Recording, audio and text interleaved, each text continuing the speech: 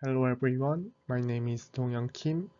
Today I will present the small signal response of silicon microring modulator, focusing on resonance modulation analyzed using coupled mode theory. I will emphasize how a small index perturbation translates into output power modulation. And this is outline. The presentation is organized in three parts. First, I will briefly introduce the background and intuition of microring modulator. Second, I will review the couple mode theory for the microring resonator. And then I will present the small signal deviation and physical meaning of resonance modulation response. Let me start with the basic intuition of a ring interferometer. We already learned about the ring interferometer at lecture 11.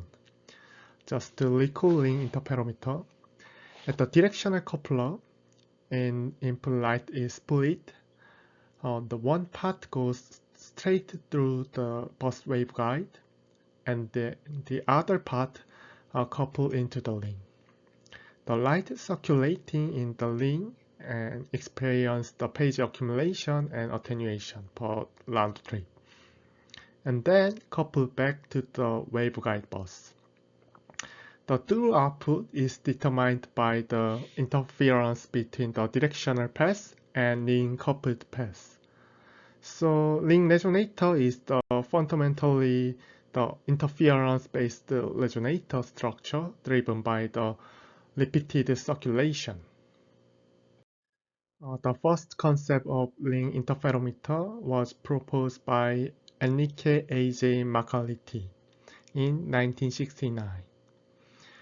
He is Argentine-American engineer, worked in Bell Lab. He laid the early foundation for fiber optics and dielectric waveguide theory. This paper is the start point of ring-based communication systems such as microring modulator and resonator. The property of the ring interferometer can be used for electro-optics modulation. In general, we achieve modulation by shifting the resonance frequency. For high-speed operation, we apply the reverse bias voltage to the PN junction surrounding the ring, and with that let us change the reflective index of the ring waveguide. In other words, through the plasma dispersion effect, we adjust the carrier constellation and delta N and delta P, and we can adjust the reflective index. When we transmit the zero, we align the input wavelength with the ring resonance wavelength. And when we transmit the 1, then we intentionally detune the resonance wavelength as shown below, and it can amplitude modulation. This slide shows the well-known first demonstration of silicon-based microring modulator. In 2005, work by the Lipson Group. The key takeaway is the silicon ring can enable the compact and high-speed electro-optics modulation. This figure shows what it looks like inside the server rack. Here is the protocol PCIe enable communication between CPU and GPU. In PCIe Gen 7, the link is built with 16 lanes, and each lane can support up to 128 Gbps data rate. The figure on the right side and the NVIDIA Blackwell system, one leg is made up of the 72 GPU. For all these GPU to work together like single system, the leg also need communication with each other like this. And to do the system use high-speed switch, which configured with 18 lane and 200 Gbps data rate. And right now, the high-speed interface are still based on the electrical interconnects. But electrical interconnects suffer from the large and high frequency loss due to the skin effect or the dielectric loss. And it makes it hard to keep increasing the transmission distance or data rate. So Blackwell system and the maximum reach at 200 Gbps and only 1.1 meter. To solve this issue, we talk about early and extended transmission reach for the high-speed signal. We can use optical interconnects. The next generation of GPU switch can be used the optical interface. As this figure showed, instead of sending electrical signal, and we use the optical signal to the payload IC. And NVIDIA has started to use the microring modulator for this electro-optics modulator. In this presentation, analyzing the small signal behavior of the microring modulator is one of the key steps for the improve the high-speed data rate. Before we know the small signal analysis of microring modulator, I'd like to introduce the two modeling framework. The first, round-trip theory. Round-trip theory is the ring operation model, and we learn about the lecture 11. Round-trip theory builds the transmission by summing the infinite series of circulating fields. It is excellent for the predicting the global frequency response and over the multiple resonance. In contrast, the coupled mode theory model, the ring resonator using the time-dependent stored energy in the ring. This makes coupled mode theory particularly useful for dynamic and small signal modulation analysis.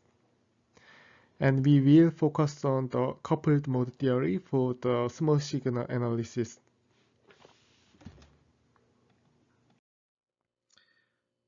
This figure shows the electromagnetic field is injected and part of it is coupled, some couple into the ring and some past the throughput.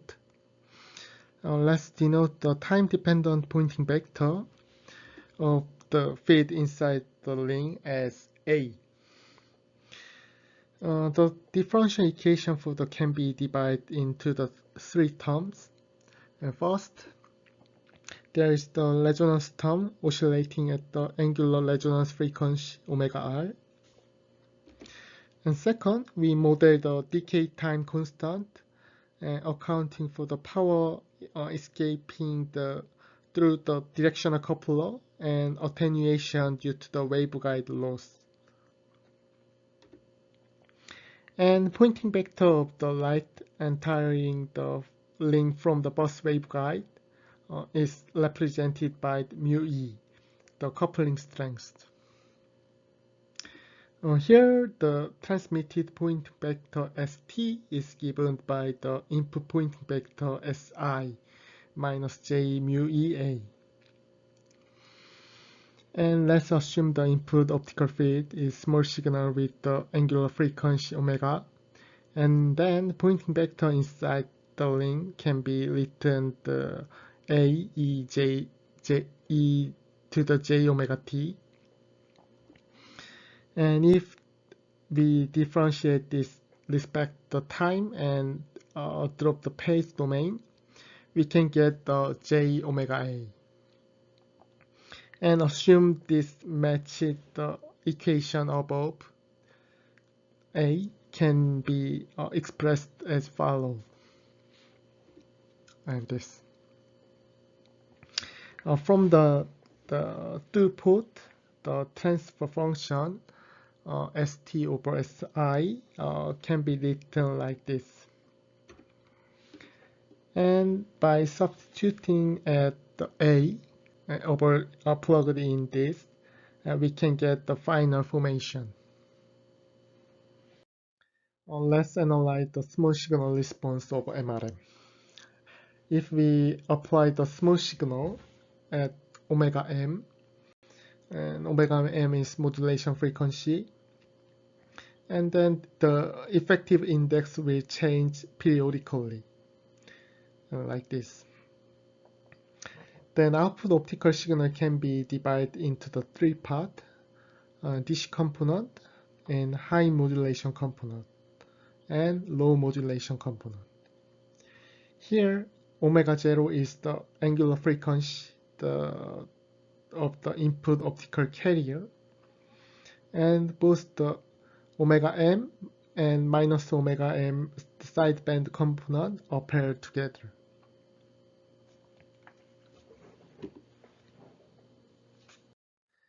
And the output optical power corresponding to the scale of the throughput field, so the multiplying the small signal expression of ST and complex conjugate, we can get the output power as follows this. If we ignore the second order harmonic term at omega m for the small signal approximation, the power variation can be expressed like this. And therefore, the change in the output optical power respect to the reflect index variation can be like as follows this. Change in the reflective index shift the resonance frequency like this, and the pointing vector inside the link can be expression as follows this. At this point, we need to find the A0 and A1 plus and A1 minus. We need to use the differential equation for that we mentioned on the page 9. And as explained on the previous page, pointing vector inside the ring on the modulation can be written like this. By comparing this result with the differential equation from the page 9, we can solve for the A0 and A1 plus and A1 minus.